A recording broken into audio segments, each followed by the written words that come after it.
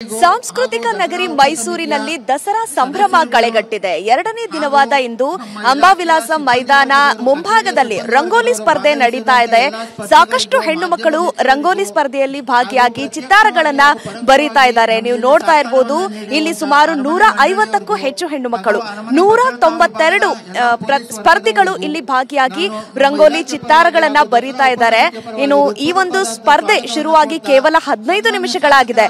ಅಷ್ಟರಲ್ಲಿ ನೀವು ನೋಡ್ತಾ ಇರಬಹುದು ಎಷ್ಟು ವಿಭಿನ್ನವಾಗಿ ಕಲರ್ಫುಲ್ ಆದ ರಂಗೋಲಿಗಳನ್ನ ಬರೀತಾ ಇದ್ದಾರೆ. ಗಣೇಶನ ರಂಗೋಲಿ ಆಗಿರಬಹುದು, ಅಥವಾ ಅಂಬಾರಿ ಹೊತ್ತಂತಹ ಆನೆ ಆಗಿರಬಹುದು, ಮತ್ತೆ ನವಿಲು, ಇದೇ ರೀತಿಯಾಗಿ ವಿಭಿನ್ನವಾದ ಚಿತ್ತಾರಗಳನ್ನ ಬರೆಯೋ ಮೂಲಕ ಸಾಕಷ್ಟು ಜನ ಹೆಣ್ಣು ಮಕ್ಕಳು ರಂಗೋಲಿ ಸ್ಪರ್ಧೆಯಲ್ಲಿ ಭಾಗಿಯಾಗಿದ್ದಾರೆ.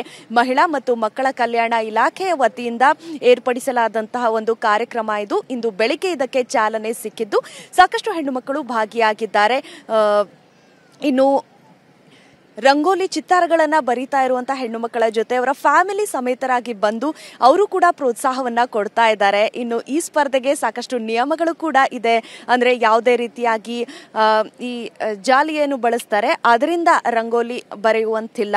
ಮತ್ತೆ ಯಾವ್ದ ಚಾಕ್ ಪೀಸ್ ಆಗಿರಬಹುದು, ಅಥವಾ ಉಪ್ಪು, ಇನ್ನು ಧಾನ್ಯ, ಇನ್ನು ಹೂಗಳನ್ನ ಸೇರಿ ಡೆಕೋರೇಟ್ ಮಾಡುವಂಥದ್ದು, ಅದು ಯಾವುದನ್ನು ಕೂಡ ಬಳಸೋ ಹಂಗಿಲ್ಲ.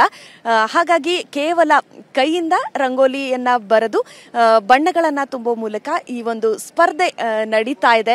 ಈ ಸ್ಪರ್ಧೆ ಶುರುವಾಗಿ ಕೇವಲ 15 ನಿಮಿಷಗಳಲ್ಲೇ ಸಾಕಷ್ಟು ಮನಸೂರೆಗೊಳಿಸುವಂತಹ ರಂಗೋಲಿ ಚಿತ್ತಾರಗಳನ್ನ ಬರೀತಾ ಇದ್ದಾರೆ. ಇದು ಅರಮನೆ ಮೈದಾನದಲ್ಲಿ ದಸರಾ ಮಹೋತ್ಸವದ ಅಂಗವಾಗಿ ನಡೀತಾ ಇರುವಂತಹ ರಂಗೋಲಿ ಸ್ಪರ್ಧೆಯ ಕಾರ್ಯಕ್ರಮ. ಕ್ಯಾಮ್ರಾ ಪರ್ಸನ್ ಮಹೇಂದ್ರ ಜೊತೆ ಅನುಷಾ ಗೋಪಾಲ್ ಕೃಷ್ಣ, TV9 ಮೈಸೂರು.